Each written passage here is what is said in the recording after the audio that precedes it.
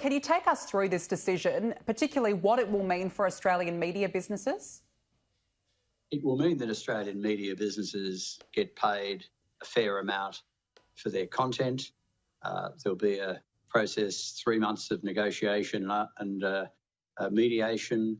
If a deal can't be reached, then it'll go into a 45-day final offer arbitration process, and that will mean the arbitrator will pick between one side's bid or another.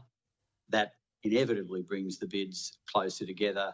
So we're hoping this process provides equals up the bargaining relationship between the platforms and the news media businesses so that you get fair commercial outcomes, and we're pretty confident it will.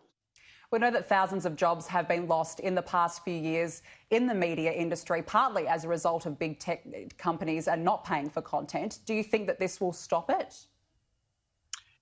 Yes, I think that it will mean that this particular problem will get solved. Now, obviously, the media companies are facing a range of issues, and this is not meant to be the answer to everybody's problems. What it is meant to do is equal up the bargaining position and trying to get some appropriate payment for the content with regard to the value of the media content to the platforms, with regard to the cost of producing the journalism, keeping in mind that this is media is a fundamental part of Australian society. Unless we've got a well-functioning media sector, Australian society is greatly diminished. So fixing this problem is hugely important.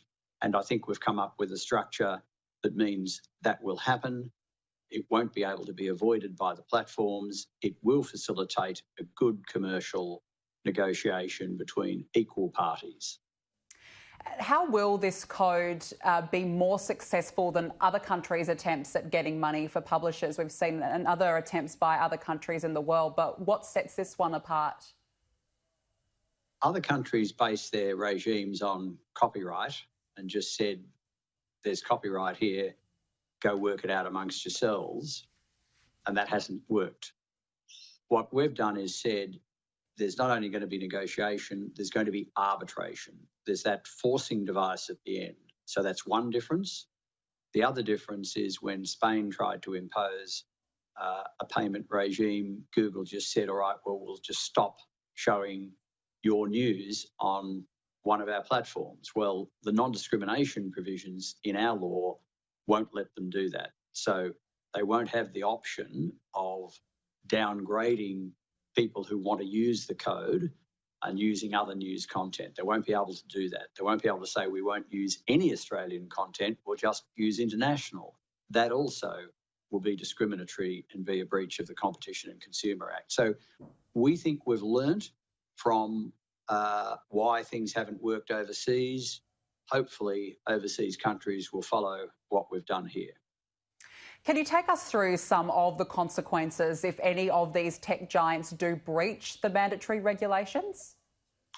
Yes, the penalty regime is the higher of three things: $10 million, 3 times the profit made from the breaching behaviour, or 10% of turnover, as I say, whichever's the higher. So if it's a serious breach, if the platforms say, we're just not going to abide by the arbitration, we won't accept that, then that will be a serious breach, and that breach will get a penalty of up to 10% of turnover.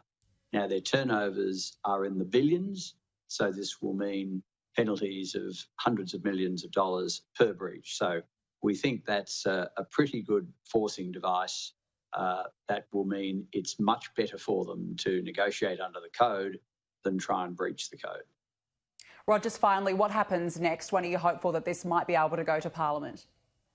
I'm hopeful, and obviously the government, this is the government business, not mine, but I'm hopeful it gets introduced in the October sittings.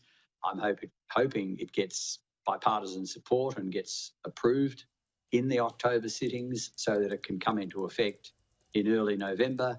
We can get this process going, and we can see payments flowing early in 2021. That's what I'd really like to see.